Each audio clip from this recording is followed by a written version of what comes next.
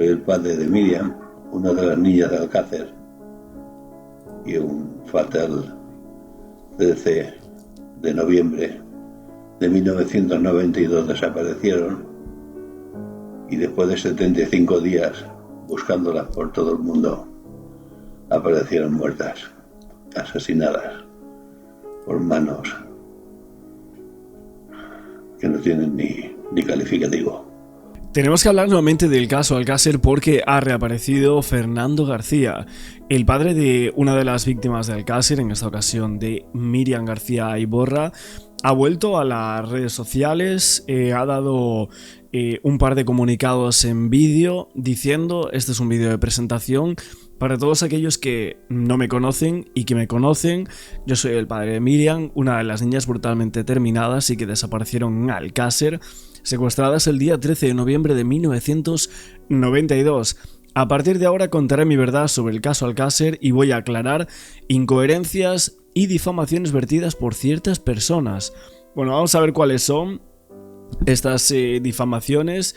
Es cierto que cuando tú buscas el nombre de Fernando García en Google, básicamente aparecen muchísimos artículos donde se menciona que él ha sido condenado por injurias, que tenía una fundación, y es prácticamente lo único que sale. Es terrible eso porque obviamente no se conoce la historia real, ¿no?, de este padre, que fue el padre Coraje de Alcácer, la voz cantante también de una de las teorías alternativas del caso más gigantes hasta el día de hoy. Pero literalmente lo que va apareciendo en los medios de comunicación es que un juez había condenado a Fernando García a pagar 280.000 euros por injurias gravísimas. Luego el tema de la fundación, que la fiscalía pedía 16 años de cárcel para el padre de una de las niñas, en este caso era él mismo. Los problemas que tuvo Fernando García básicamente fue por decir, entre otras acusaciones, algo sobre el fiscal jefe, diciendo que había estado implicado en una investigación que se había hecho mal adrede y que colaboraba con el tribunal en una confabulación para esconder cosas de Alcácer, que debería haber hecho lo necesario para buscar la verdad y que justamente había hecho todo lo contrario. También dijo que el tribunal había condenado a Ricard desde el principio y que el juicio era todo un circo basado en un sumario hecho por errores, y también acusó a algunos forenses de haber hecho cosas delictivas y de ser unos ineptos. Bueno, obviamente sabemos que hizo dupla en medios de comunicación hace varias décadas atrás con Juan Ignacio Blanco, y entre otras cosas el periodista también dijo que la actuación de la Guardia Civil había sido aberrante, que el fiscal decía estupideces y que tropezaba 2 veces con la misma piedra. Bueno, Fernando García nos dejaba frases en televisión como: a mi hija la mató alguien que está en la calle. Dice que la gente piense que soy un sinvergüenza. Antes de que empezara el juicio de Alcácer, también Fernando García acusaba que Miguel Ricard había firmado declaraciones dirigidas por alguien, que la Guardia Civil sabía que las chicas de Alcácer estaban fallecidas y enterradas cuando todavía se las buscaba, que los cuerpos de las niñas fueron lavados antes de las autopsias y que las chicas fueron empaladas en vida, y que las barbaridades que le hicieron duraron días y no horas como se aseguraba en aquel momento. Básicamente lo que decía Fernando es que Interior temía desenmascarar la trama real de Alcácer. En una entrevista realizada para Cambio 12, si no me equivoco, en aquel momento antes del juicio, en aquella entrevista de hace tanto tiempo, Fernando García decía: las niñas estaban muertas y enterradas y el cuerpo de élite de la Guardia Civil lo sabía. Le preguntan si desde que antes de que fueran encontradas, en enero, ¿no?, del 93, y él dice que sí, que esperaron a que pasara el tiempo. Básicamente le aseguraba que vivía con ellos al día a día de la búsqueda, que había un ansia para buscar, por saber, y eso se notaba, y cuando había apatía también se notaba. Pero ahora sabía que el plan era poner a las 3 niñas de Alcácer en un lugar donde le pudiera cargar el muerto a alguien, y por eso las cambiaron de fosa. Bueno, llevamos con el tema del doble enterramiento muchísimo tiempo. Básicamente aquí se explicaría lo de la tierra adherida a los cuerpos, que no era la de la fosa. También lo de que las ejecutan a pie de fosa. Lo que decía Fernando es que no había ni una gota de sangre en el lugar. que lo que decía el teniente coronel Carrascosa es que había llovido mucho, entonces no se encuentra ninguna gota de sangre. Él dice que lo que ocurrió es que a las chicas las convencen para ir a una casa grande donde había una fiesta, entre comillas. Había bastante gente en esa fiesta, se oyeron muchos comentarios sobre esa zona, ese tipo de fiestas macabras, ¿no? Con relaciones íntimas y sangre, y que eran muchísima gente las que entraban ahí, un grupo selecto. También resultó muy grave para muchos que Fernando García hablase del tema de la mano de su propia hija, de Miriam, porque él aseguraba que a su hija le faltaba una mano, que no se encontraba en ningún sitio, que no estaba por ningún lado, y que algunas personas que entienden sobre eso lo que dicen es que al final de ese tipo de fiestas desembolsan una suma de dinero muy grande si llevan una parte. La mano de su hija estaba en un cajón de alguien que la tenía como trofeo, pero es que en ese punto había ciertas lesiones, que hacían falta instrumentos, que no se podía hacer con cualquier objeto, y que por eso pensaba que no era obra ni de Antonio Anglés ni de Miguel Ricard, sino que era obra de otras personas. No como lo habían contado, sino las lesiones que se habían producido con saña, con regocijo, y con unos materiales o instrumentos determinados que no se llevaban en un coche, como supuestamente se decía en ese Opel Corsa de Miguel Ricard. Es curioso porque en aquella entrevista, en el 1995, si no me equivoco, para Cambio 16, le preguntaban: Fernando, ¿y tú cuántas querellas tienes? Y él decía: pues mira, tengo la del juez, la del fiscal, la de Carrascosa, la de los forenses de Valencia, tengo también la de Calvé, la de Solana, la de Bermúdez de Castro, y no sé si habrá alguna más por ahí. Bueno, obviamente sabemos el tema de Calvé, Solana, etc. Lo de el clan de la Moraleja, que fue una de las acusaciones directas más graves, ¿no? de la historia de las televisiones, pero obviamente ahí hablaban de que le llegó informaciones de que Bermúdez de Castro hacía películas snuff. Decía que era de una fuente de la policía en aquel momento, que habían estado investigando y que cuando habían llegado a ellos, una mano poderosa había quitado esas películas. Vemos como el tema de las cintas se lleva mucho tiempo mencionando, también en ese entorno. Y obviamente a Fernando García y a Juan Ignacio Blanco siempre se les dio muchas patadas a la hora de investigar el caso de Alcácer, y obviamente por aquí incluso hemos comentado aún hace unos meses lo del informe Aladino, que sabemos que Fernando tenía un grupo de colaboradores y donde básicamente se mencionaba el tema de la alfombra o moqueta, que era uno de los grandísimos misterios en torno al caso de Alcácer. Pero vamos a ir con el vídeo de presentación de la red social que ha sacado Fernando, diciendo: no os olvidamos Miriam, que cuenta ya con muchísimas visualizaciones. Después de tanto tiempo la gente sigue queriendo escuchar hablar a este señor, así que vamos a ver qué es lo que nos cuenta, y ahora sí, de momento no está. Me encantaría poder realizarle una entrevista, una charla con él, con todo lo que él quiera contar, lo que quiera exponer. Sería una entrevista de youtuber a youtuber, o sea, una charla entre compañeros de plataforma. Si él quisiese venir por aquí, la verdad que creo que todos nuestros seguidores estarían encantados de poder hacer una entrevista, ¿no? Desde el respeto, desde la admiración y también desde la verdad del caso de Alcácer. Veo algunos comentarios que incluso él ha respondido por aquí. Dice: un abrazo desde Valencia, y él dice: muchas gracias, de verdad. Estoy que no me cabe en el pecho el buen recibimiento que estoy teniendo, pero esto lo hago por mi hija. Solo quiero la verdad de todo. Dice que sí, que es la cuenta de Fernando García.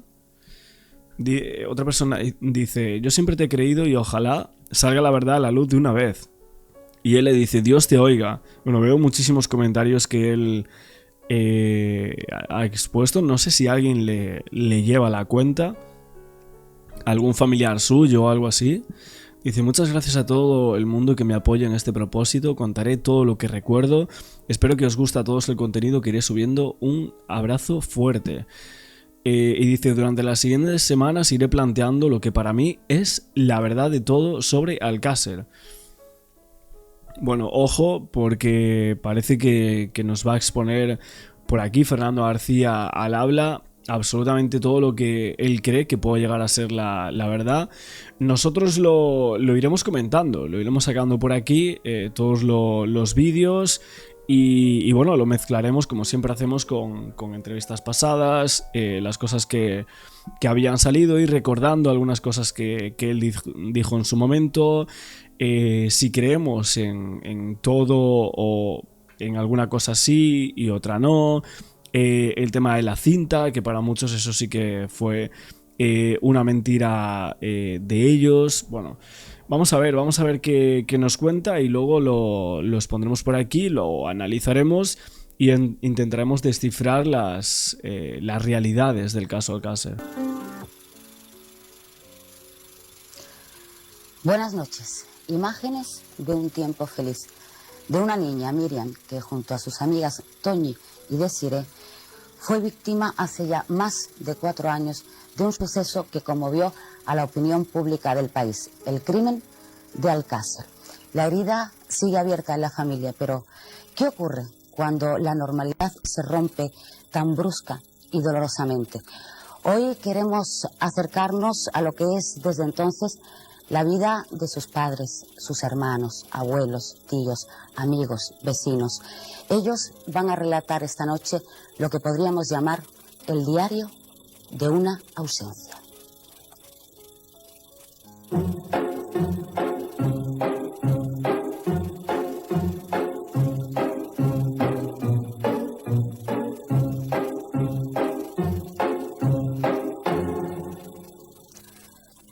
Más allá de los 5.000 folios del sumario, de hipótesis, de pruebas, de acusados, o junto a todo ello, la historia de Alcácer es fundamentalmente un drama humano. Y lo saben bien y lo viven en su piel el padre de Miriam, la madre, los hermanos, los abuelos, los tíos y más personas que se encuentran aquí esta noche para contarnos cómo la tragedia ha marcado sus vidas.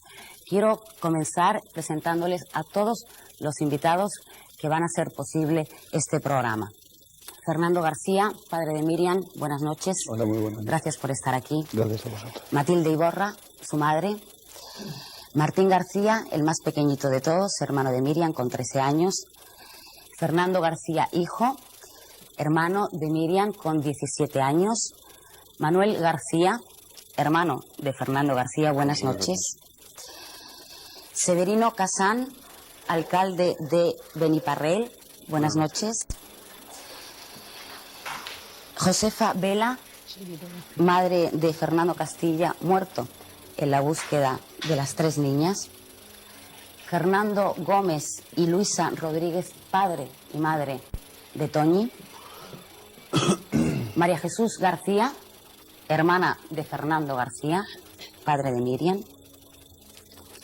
Juan Vila, amigo de Fernando García, buenas noches, Juan, accidentado además también en la búsqueda.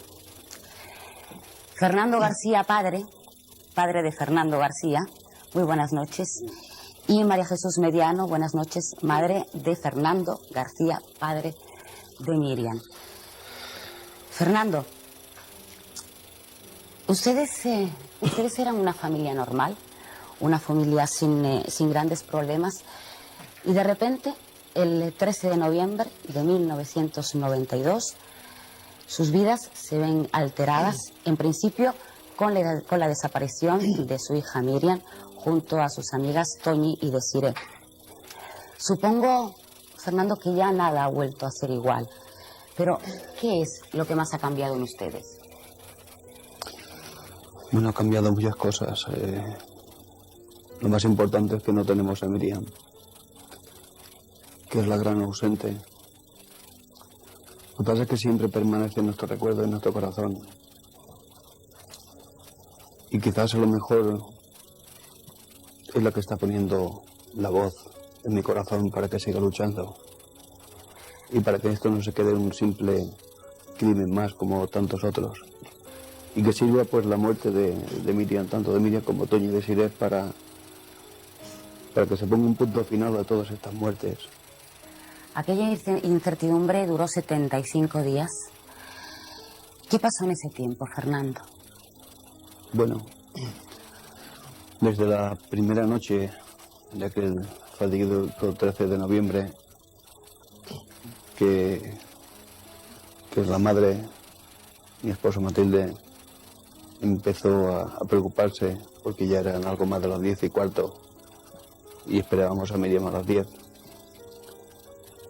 Pues sucedieron una serie de acontecimientos que desde el primer momento nos angustió.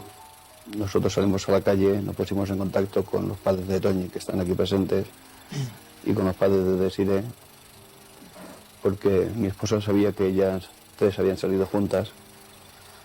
Y bueno, al saber Eso es lo primero que hacen, sí, ponerse en contacto digamos las tres familias para decir las niñas iban las tres juntas y ninguna está en casa. Exactamente. Pensamos que como habían salido juntas, pues por si acaso sabían ellos algo, pero se notaban en la misma situación que nosotros.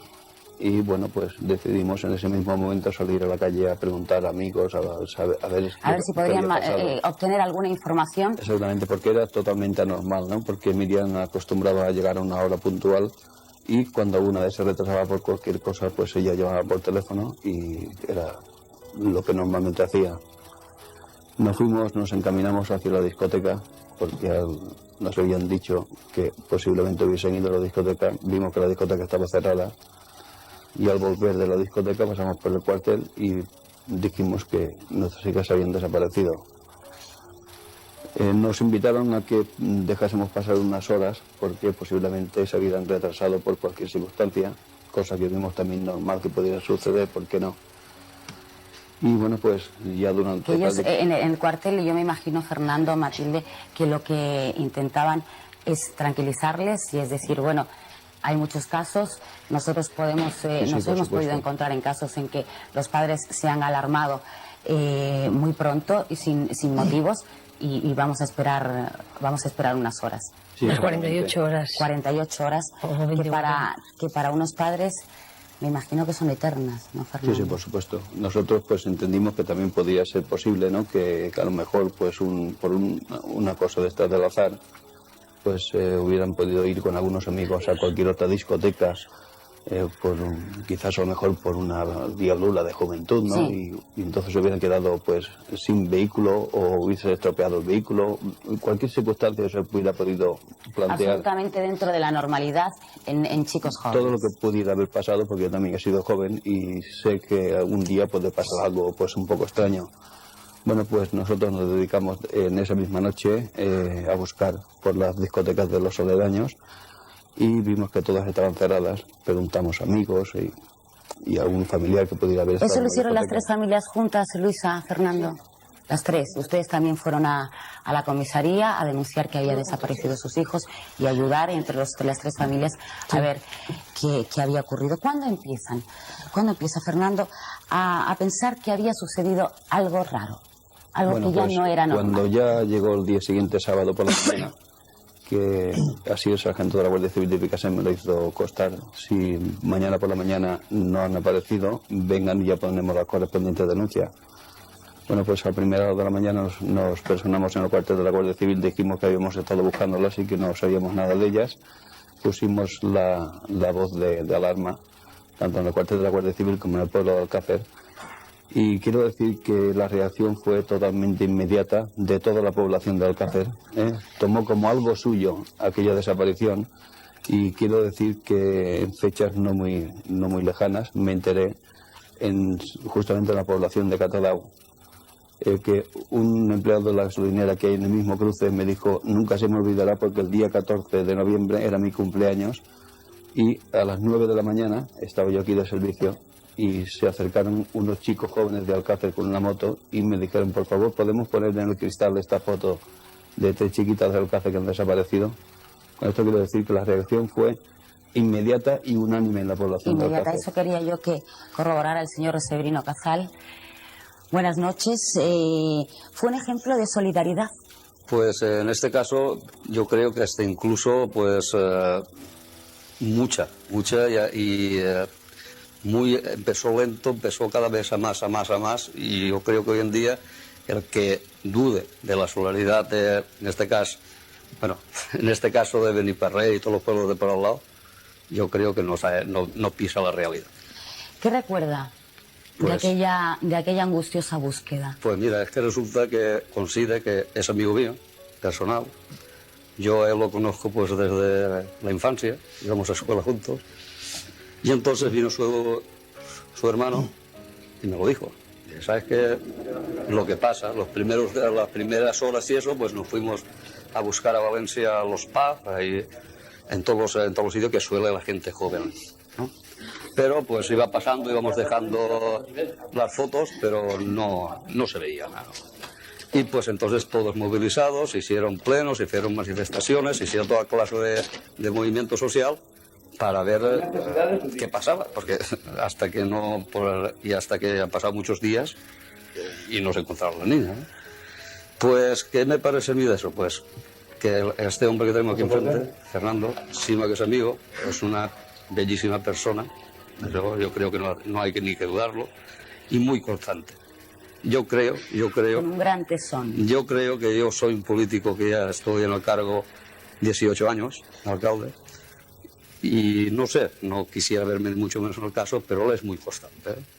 Porque lo que está este hombre luchando y meneando los hilos para que la justicia averigüe, la policía se menee y Para que se llegue a la verdad. Ese es el tema. Y yo creo que hasta incluso estando uno mucho tiempo como estoy yo luchando en el tema, dudo que pudiera a lo mejor hacerle sombra a Fernando García. Gracias, Severino. Continuamos un poco el relato de esta tragedia, Fernando, Bueno, porque pasan los días Sí. y bueno, pues diferentes personas empiezan a afirmar que han visto a las niñas en distintos puntos de España. Bueno, hay que retraerse un poquito más a... Yo recuerdo que pasé 5 días y 5 noches sin pisar mi casa, buscando desesperadamente por el monte, por el campo, de chalet en chalet, pero claro, existía la impotencia de que detrás de cada loma habían otros 3.000 chalets. Y llegó un momento que dije, porque alguien me susurra al oído. Lo grave de esta situación es que cuando pase una semana más, la impotencia de no saber dónde buscar y qué hacer va a hacer que se empiece a enfriar todo y posiblemente te vas a quedar solo. Y esto fue una idea que empezó a martillarme en la mente, y entonces me di cuenta que estaba dando palos de ciego y que ese no era el camino. El camino era otro. El camino estaba en una mesa sentado y tratando de implicar a todo el mundo para que me ayudara a buscar a mi hija. Y bueno, así lo conseguí, así lo hice. Empecé entonces a ponerme en contacto con todos los medios de comunicación que estaban más o menos por la zona y pidiendo ayuda a todo el mundo desesperadamente. Pero claro, siempre llegaba la persona que te aconsejaba y que te decía, por mucho que tú luches, va a llegar el momento que la ausencia de noticias va a hacer que esto se enfríe y que se olvide. Y eso es lo que nunca ha dejado Fernando García de luchar. Es que la necesidad que yo tenía de que encontrar a mi hija era tan sumamente grande que mi cerebro fabricaba las noticias para que nunca se olvidara que yo estaba buscando a mi hija, que cada vez hubiera más gente implicada, que necesitaba la ayuda de todos.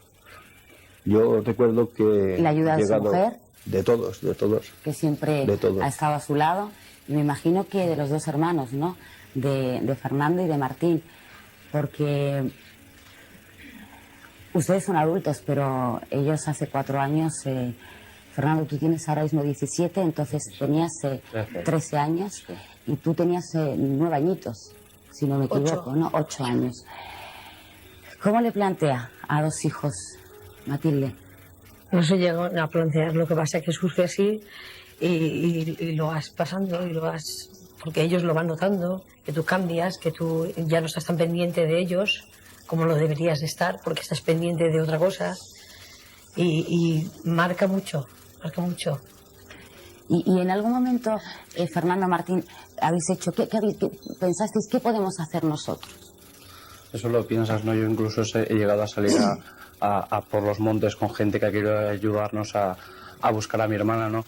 Pero nosotros teníamos claro que ese no era nuestro trabajo. O sea, nuestro trabajo era que nosotros tenemos unos estudios, tenemos cosas que hacer y tenemos una vida que llevar, que esa tarea, en cierto modo, la llevaba mi padre. Yo he sido más consciente que mi hermano. También piensas muchas veces, podría haber hecho algo, ¿no? Podría estar...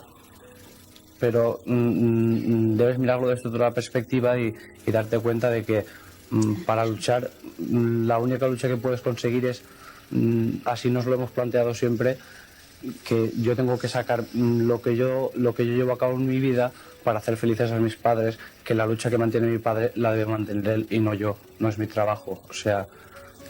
Pero tú sí estás ahí para apoyarle. Por supuesto, eso sí, eso siempre lo ha tenido. Siempre ha tenido a sus hijos. Y él lo sabe. Desgraciadamente, el 27 de enero de 1993, aquella incertidumbre tiene un desenlace fatal con el hallazgo de los 3 cadáveres. Matilde, ¿cómo recibe una madre esa noticia? Yo no me lo creía, porque yo durante el tiempo que la estuvimos buscando tuve la esperanza de que las iba a encontrar. Estaba completamente segura que las íbamos a encontrar. Lo que jamás, como las iban a encontrar. Eso jamás. Y no me lo creía. Hasta ya que me enseñaron sus pertenencias. Ustedes siempre pensaron que las niñas estaban vivas. Claro. Yo pensaba... ¿Cómo es posible que se pueden cargar a 3 personas? Fernando. Siempre. Nunca perdieron esa esperanza y en ningún momento se les pasó por la cabeza. Yo creo que estaban vivas y que estarían por ahí, en cualquier sitio. Pero no entendían por qué, me imagino, ¿no? Porque las niñas no tenían motivos. Bueno, vivas, pero retenían algún sitio oculto. Sí, contra su voluntad. O sea, ustedes nunca pensaron que ellas, Fernando, Matilde, Luisa y Fernando, que en algún momento las niñas, esa travesura se les hubiera ido de las manos. Ustedes ya pensaban que ahí ya no era una travesura, decir ahora me voy de casa, pues una cuestión, no. Eso jamás se me pasó por mi mente, nunca. Nunca, yo sabía que eso no había sucedido nunca. Yo me puse en todas las situaciones posibles y siempre llegaba a pensar lo mismo. Tienen que estar con unas personas, con alguien que las ha retenido, que después de todo lo que se ha montado estarán, pues eso, temerosos de cómo solucionar la papeleta. Pero aunque alguien piense hay que darles muerte, siempre tiene que haber en ese grupo alguien que tenga corazón, que nunca permita que eso suceda, porque más grave que dar muerte a un ser humano no hay nada. Un secuestro tiene una pena. Mientras que hablas, Fernando, el momento en que se recuperan los cadáveres de Miriam, de Toñi y de Desiré. ¿Es preferible esa dramática confirmación? Y la pregunta es para los 4, a la angustia de no saber lo que ha ocurrido. No, que va. Que va. Yo preferiría estar ahora buscando a mi hija por China, preguntando a cada chino si ha visto a mi hija, con la esperanza de un día poderla abrazar.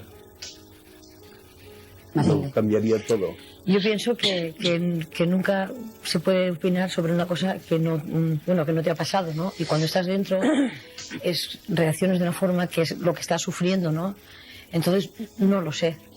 Si preferiría estar buscándola por ahí y con esa incertidumbre o haberlas encontrado, porque no lo he pasado esa situación, porque pienso también en los padres de Gloria Martínez, que todavía la están buscando, y también pienso en ellos, que también lo estarán pasando fatal, sin saber si está viva, si está muerta, o que es de su hija. Que podríamos decir que no son comparables las situaciones. Exactamente. ¿no? Que las dos son terribles en su medida y que no se puede comparar. Y que hasta que no estás dentro no lo puedes saber. Toda una vida pensando y buscando qué le podría haber ocurrido a un hijo, que encontrarse con lo que ustedes... Puedo decirte que he estado hablando con padres que han pasado por la misma situación que yo, pero que tienen todavía esa angustia porque no saben nada de su hijo o de su hija. Aún no saben nada. Desaparecieron un día, desaparecieron hace años, nunca más subieron de ellos. Y hasta incluso cuando han ido con esa angustia a algún sitio a preguntar por ellas, a un cuartel de la Guardia Civil, oiga, que vengo a preguntar por mi hija, los han mandado a la calle con cajas destempladas. Les han dicho, no molesten más. Piense que aquí tenemos un informe que apunta que el primer sospechoso es usted. Decirle a un padre de ser un canalla. Pero esta gente parece que no tiene corazón. Fernando, ¿tuvo usted en principio la sensación de que ya todo había terminado? Que cuando aparecieron los cadáveres de las 3 niñas había terminado. ¿O tenía claro que ahí empezaba lo que usted mismo ha llamado su particular cruzada? Bueno, no es una cruzada. Yo jamás me he propuesto hacer una cruzada de ningún tipo. Pienso que una cruzada es algo que no merece la pena emprender. Esto es algo que es mucho más importante que una cruzada. El hacer partícipes a todos los padres de España, de que sepan que nuestros hijos están en la calle, que alguien atenta contra ellos, que alguien los mata por su deleite y disfrute. Esto es muy grave. Nosotros hemos dicho muchas veces, porque hemos comprobado in situ con las personas pertinentes, con los padres de esas víctimas, que no solamente se trata de Miriam Toñi de Sire, sino que hay muchas más criaturas. Decir y hacer ver a la gente que esto es una realidad que está ocurriendo a nuestro alrededor y que algo hay que hacer por ello. Y entonces es cuando el primer paso importante a nivel nacional que da, Fernando, es pedir esa recogida de firmas para... Bueno, esto viene por otra cuestión, porque en un momento dado con alguien jurista me siento y me dice palabras concretas. Quienes mataron a su hija, ahora con la ley en la mano, en menos de 9 años puede estar en la calle. Y yo puse el grito en el cielo y digo, ¿cómo puede ser esto? Es que las leyes están así. Y hablé con las personas pertinentes y me dijeron, sí, es que las leyes están así. Tenemos unas leyes del siglo XIV y siguen vigentes. Y entonces se pidió esa reforma del Código Penal. Usted solicitaba un endurecimiento de las penas para los delitos criminales concretos y para violadores, y que con cumplimiento completo de las penas. Logró reunir 3 millones de firmas. ¿En qué se ha traducido eso, Fernando? Pues en ver otra vez que una vez más que nuestros políticos son prepotentes, caprichosos y que como a ellos no les toca nunca, hacen de su capa un sayo y no les importa lo que piensa el pueblo. Y cuando habla de políticos, ¿habla usted de políticos de todos los signos? Sí, sí, por usted supuesto. Que ha sido el mismo comportamiento el Partido Socialista y el Partido Popular, que digamos que son las dos fuerzas. Exactamente, estoy hablando de todos en general porque esto parece un hemiciclo donde hay un hemiciclo en el Parlamento y se sientan todos. Y bueno, parece que les es mucho más importante el cambiar una ley porque un político de turno ha robado o ha mangoneado, como siempre hacen, que cambiar una ley al respecto para que delitos como este que nos ocupa sea un espejo donde se miren futuros asesinos y sepan que algo hay muy grave ahí que les puede pasar. Fernando, vamos a hacer una pausa para la publicidad y enseguida volvemos. Y les decía al principio, queremos tratar esta tragedia desde lo más humano de las familias. No nos vamos a meter en un juicio que se está celebrando en estos momentos. Vamos a tratar el sufrimiento de estas personas para que a lo mejor ustedes puedan comprender más el porqué de sus actuaciones. Hablaremos, en cuanto volvamos de la publicidad, de la lucha que mantienen estos padres por saber la verdad. Hasta dentro de un momento.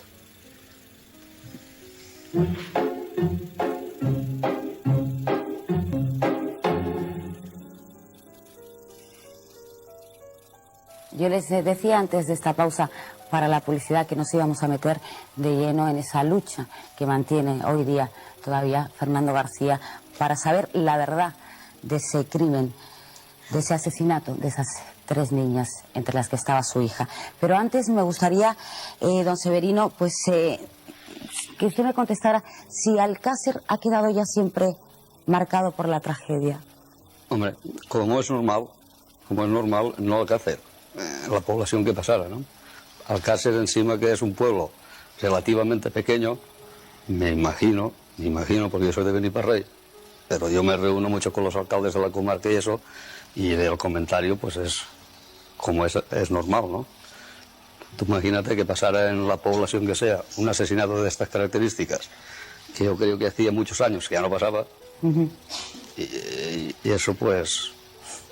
Dicen que incluso a raíz de este suceso muchos niños han tenido problemas han tenido que llevar al psicólogo, se ha notado un descenso en las escuelas en los primeros momentos. ¿Se ha superado ya esta situación? Bueno, los niños, yo creo que en realidad, los niños, como pasan los años, y los chavales, si nos damos cuenta, tienen mucha capacidad de reacción, ¿no? Por eso el ser humano es lo que es, si no, no sería. Entonces, pues, aunque se ve, porque ahora los programas, los juicios, y los niños sin querer lo están comiendo, y están viéndolo, y están cenando, y están viéndolo, pues sin querer les afecta, ¿no? Irán siempre con más precaución, porque los padres también, sin querer, los machacamos. ¿Hay una psicosis de miedo? Bueno, quizás a lo mejor yo diría que hay una psicosis de ser prevenido, de ser cautos. Y pienso y vuelvo a invitar a través de este programa a todos los padres que sean pues comunicativos con sus hijos, que les explique que no hay que tener miedo, pero sí que hay que tener mucha precaución, que ya no basta el decir es que cualquier conocido te puede dar confianza, porque yo estoy seguro de que Miriam, Toñi y Desiré subieron a un coche porque hay personas conocidas, que son las que quizás tienen una doble vida, esa doble vida que tienen oculta, no conocida por el gran público. ¿Se han sentido, y perdonen lo que les voy a decir, culpables de lo que les pudo ocurrir a las niñas? Yo no, porque pienso que las cosas pasan porque tienen que pasar y ya está, y que pienso que su destino era ese y punto. Luisa, Fernando. No. Le ha pasado porque tenía el destino este. Y aunque no queramos, pero le ha pasado. Porque ustedes saben que hay personas que han llegado a decir que si ellas no hubieran hecho autostop, si ellas no se hubieran subido a ese coche con unas personas desconocidas, más conocidas o menos conocidas, no les hubiera ocurrido eso. O sea, en cierto modo, yo creo que indirectamente les han acusado a ustedes de... Mira, yo te voy a decir una cosa. Dentro de la campaña que ha habido siempre de intoxicación, de hacer creer a la gente lo que no es real, yo siempre he defendido, porque me pareció de saber de qué estaba hablando, de que tanto Miriam como Toñi y Desiré, como muchas niñas de Alcácer, no hacían un autostop indiscriminado. No eran unas criaturas que pararan cualquier ligeras. coche. Y cuando en el juicio las personas que conocían, amigas y amigos de las tres niñas, estuvieron declarando, creo que quedó muy muy claro que tanto ellas como otras chicas que hacían normalmente, paraban algún coche, o más que parar, estaban a la expectativa de que algún coche de Alcácer conocido las acercara a Picassent. Esto desdice totalmente lo que siempre nos han estado intoxicando, que las niñas hacían autostop y que por eso ya tenían derecho a que las mataran. Es que parece que siempre les buscan una excusa para decir es que las han matado porque han hecho autostop. Si toda aquella persona hay que buscar siempre un motivo, sí, ¿no? bueno, Aunque no lo haya. Yo recuerdo que una persona, digamos el nombre, que es el sargento Kini, me dijo: oiga, usted se precia de conocer mucho a su hija, pero su hija no era tan buena como usted dijo. Yo le dije en su momento que era un sinvergüenza, y nunca me cansé de decirle que era un sinvergüenza, y sigue siéndolo, por muy temprano que se levante, porque el delito que él pensaba que hacía mi hija era que se fumaba algún cigarrillo alguna vez que otra. Y por eso tenía a lo mejor derecho. Por eso yo digo que es un sinvergüenza, porque un sinvergüenza define el diccionario de lo que es. Sargento Kini tenía que poner. Matilde, estos 4 años han sido muy difíciles para ustedes. Yo me imagino que incluso también para su relación matrimonial. ¿Cómo han podido superar ustedes estos? ¿Cómo han podido, desde su relación, se han encontrado ustedes en muchos momentos? Yo me imagino, Matilde, que usted se habrá encontrado muchos momentos en los que necesitaba a su marido y él no estaba. Y él no estaba. Me lo he tenido que tragar yo sola y luchando con mis hijos, que es lo peor. Pero es usted su más firme apoyo, a pesar de todo eso, a pesar de haberse sentido en algún momento sola, pues por esa lucha que tenía su marido por encontrar y por aclarar este crimen. Pero ¿Le ha apoyado usted siempre hasta el final? ¿Lo sigue apoyando? ¿Lo comprende? Él tenía que estar haciendo eso y yo tenía que estar haciendo esto, porque tampoco nos podemos olvidar de estas dos cosas que tenemos aquí. Y él estaba haciendo una cosa y yo estaba haciendo otra. Me gustaría saber, María Jesús Mediano, madre de Fernando, ¿cómo ha marcado este suceso y todo lo que ha venido después, la vida de su hijo y la relación con ellos? Pues nos ha marcado todo. La vida nuestra, la de mi hijo y la de toda mi familia. Se ha marcado desde el mismo día que ha dicho mi hijo, desde el día 13 de noviembre. Nos ha marcado toda la familia, pero a todos por igual, porque nosotros, esa niña era la luz de nuestros ojos. Eso me gustaría que me hablara usted de Miriam. María Jesús, ¿cómo era Miriam? Miriam era una niña extraordinaria, una niña buenísima, muy romántica, muy cariñosa, amiga de todo el mundo. Era un poquito introvertida, pero no por eso dejaba de ser una bellísima persona con todo el mundo. Era una niña que tenía, sus mejores amigas tenían 80 años, que ya lo he dicho en alguna ocasión. 80 años. Ella iba a visitarla porque decía que estaban solas y que quería acompañarla para distraerla y para todas esas cosas. Y eso lo hace una niña que tiene muy buenos sentimientos como los tenía ella. Muy buenos sentimientos, con todo, nos quería muchísimo a todos y a nosotros nos ha dejado una pérdida irremediable, pero para toda la vida. Eso a nosotros ya no se nos puede quitar de la cabeza ni del alma. Nosotros estamos todos destruidos. Pero María Jesús, Fernando, a mí me gustaría saber cómo era la relación de Miriam con ustedes. Era una relación, era su nieta, pero con usted había algo más de amistad. Ella era su confidente en algún momento. Pues mucho no hablábamos mucho porque ella vive en Alcácer y nosotros en Beniparré estamos cerquita, pero vaya, teníamos relación como es natural, íbamos casi toda la semana, nos reuníamos y cenábamos todos juntos, que aquí este señor lo sabe, que es el alcalde de Beniparré, que éramos la envidia de todo el mundo, porque siempre estábamos todos juntos, cenábamos todos, toda la familia, y estábamos en mucha comunicación. Y además fue mi primera nieta, que fue la que me hizo abuela, nació el mismo día que yo y casi a la misma hora, mi Miriam. Son cosas que marcan mucho, ¿no? Muchísimo. Cuando llegaba el cumpleaños, pues ella por teléfono yo le cantaba el cumpleaños feliz, porque era un día entre semana a lo mejor y no tenía que ir a la escuela y no nos veíamos, claro, cada uno tenía su meta. Y la llamaba por teléfono y le decía: Miriam, te voy a cantar cumpleaños feliz. Le cantaba el cumpleaños feliz y después se reía y después me decía: ahora te lo voy a cantar yo a ti, abuela, porque ella me decía abuela. Y me lo cantaba y así.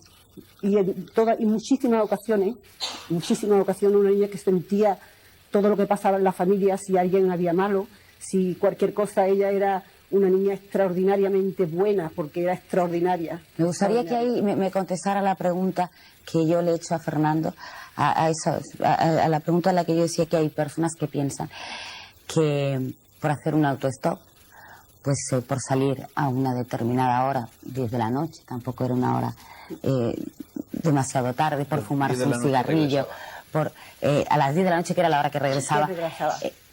Como que ellos provocaron esa situación. Me gustaría que usted contestara esa pregunta. Pues yo eso lo veo tan ridículo y tan mezquino que se diga, porque una criatura, ella tenía esa hora de entrada en su casa, 9:30 o 10 de la noche, pero porque una criatura venga un poco después a su casa, no creo que haya motivo. Y además, ella sí iba a la discoteca, que iba los viernes o los sábados, algunas semanas. Tenían un autobús que la llevaba del pueblo a la discoteca y de la discoteca al pueblo. Y a lo mejor ella pedía en el autobús o lo que fuera, y eso es lo que dice mi hijo, bien dice mi hijo. Esperaba personas del pueblo de Alcácer, que era una vía que era muy transitada por las personas que vivían en Alcácer, Picasen y Alcácer estamos cerquita, y ellas más bien estaban a eso de una persona conocida. Eso sí, perdían el autobús, que no era probable de que lo perdieran. Pero y no creo yo que una criatura, aunque hiciera autostop, aunque ella, como miles de criaturas hace el autostop, no creo que eso sea un motivo para que estos canallas hayan hecho lo que han hecho con las 3 pequeñas. Y lo que están haciendo con otras más. Con otras más que no, aunque no hagan autostop, de otra manera. Yo creo que la juventud tiene derecho a ir a una discoteca y en un momento dado hacerle autostop a una persona, que para eso somos seres humanos, Que hablemos Y claro, ahí que está la persona. autostop en definitiva es pedir ayuda, ¿no? Pido yo ayuda a usted que pasa por aquí para ver si me puede acercar a mi casa. Tampoco Pues claro, es que estemos no es motivo ese hablando- para matar a 3 criaturas. Esos son asesinos que están detrás al esquite de lo que pueden casar, como han hecho con ella. Fernando, cuando salen las imágenes en la televisión de aquellos días tan dramáticos, ¿qué siente usted? Pues puede sentir lo mismo que toda la familia, pues una pena muy grande, y pensar en que lo único que nos queda ya, el único consuelo que nos queda es que se ponga en claro todo lo que hay detrás de todo esto y procura que paguen lo que han hecho. El crimen más horrendo creo que se ha cometido en España en muchísimos años, y además del crimen ese tan horrendo ha sido no desunir, porque eso es lo único que no podía hacer, desunir la familia. Pero quitarnos, éramos una familia muy unida y muy alegre. Y la unión no nos la han quitado, pero la alegría sí.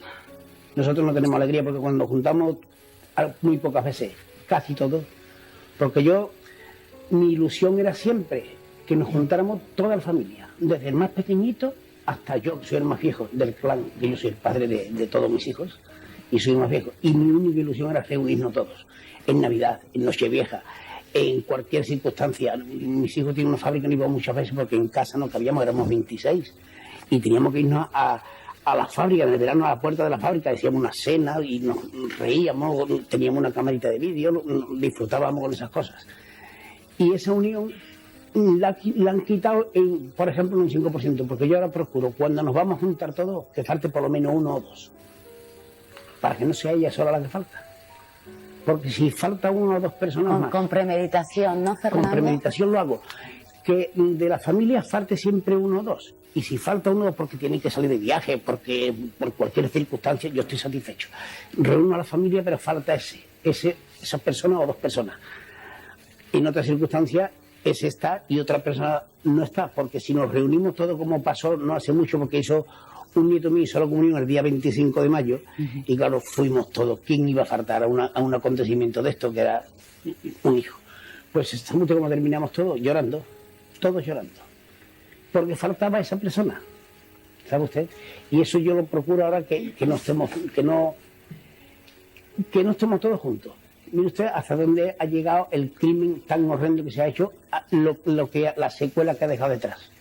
Por eso yo lo que quisiera mayormente decir es que mi hijo sabe que desde el día fatídico que para nosotros empezó el día 14 de noviembre, porque fue cuando Matilde nos llamó por la mañana, que no quiso alertarnos por la noche y nos dejó dormir, y a las 8:30 de la mañana llamó a casa. Desde ese día sabe mi hijo que ha contado con todos los hermanos, con su padre, porque yo con 90 años y 62 años, o sea, con 90 kilos y 62 años que tenía entonces, 90 kilos y 62 años, me pasaba todas las horas del día, por la noche y durante el día, corriendo por el monte, corriendo y asaltando chalés, porque como no teníamos otra cosa a que agarrarnos, se metieron unos cuantos videntes diciendo que está en un chalet, que hay agua, que hay una palmera, que hay no sé cuánto. Iba a buscar los chalés, y una zona allí que en Picasen, que es donde subieron las niñas, y hay una zona allí que hay muchos chalets, y asaltando los chalets, a veces con perros así de grandes. Porque además, Fernando, ustedes en ningún momento descartaron ninguna hipótesis. No, claro. De lo de las niñas. No, De hecho, la noticia de la aparición de los cadáveres le pilló estando usted en Londres, Sí. si no me equivoco. Yo es que pues como me llegaban muchos mensajes, pues uno de los mensajes que me llegaron fue que se las podían haber llevado de España pues a algún país, ¿no? Algún país podía ser algún país europeo o algún país de África, por ejemplo Marruecos, o me dijeron también que algún jeque árabe pues compraba a chicas guapas, chicas jovencitas. Bueno, pues todas estas ideas me asaltaban, me las contaban, y a mí la duda me embargaba. Bueno, pues llegó un momento que emprendí una campaña y dije, bueno, aquí lo que hay que hacer es hacer carteles de búsqueda en varios idiomas. Hice 20.000 carteles en cinco idiomas, o sea, 120.000 carteles, porque incluimos también otro en español, y empecé a distribuirlos a través de empresas valencianas que tenían cobertura en todo el ámbito árabe, en toda Europa. Encontró su apoyo allí, ¿no? Totalmente, y quiero decir, vuelvo a dar las gracias a toda la gente, porque en aquellas empresas importantísimas, no quiero citar a ninguna, porque todas lo hicieron, pues los mismos directores, los mismos gerentes de las empresas llamaban a los propios choferes y le decían: este hombre nos pide ayuda, vosotros sois los que vais a los sitios, quiero que os encarguéis. Y todos con suma amabilidad cogían esos carteles y me juraban que iban a distribuirlos por toda la zona donde iban.